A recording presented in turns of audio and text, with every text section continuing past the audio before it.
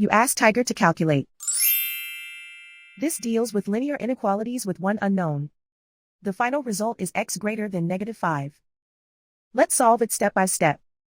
Group all constants on the right side of the inequality. Subtract 8 from both sides.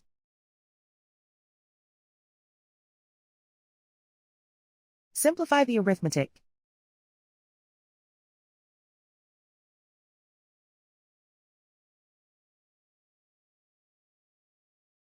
Isolate the x. Divide both sides by 4.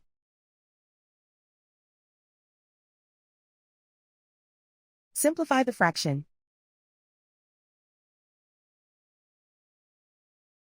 Find the greatest common factor of the numerator and denominator.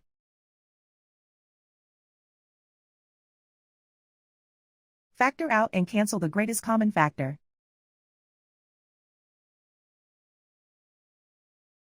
Plot the solution on a coordinate grid. And so the final result is x greater than -5.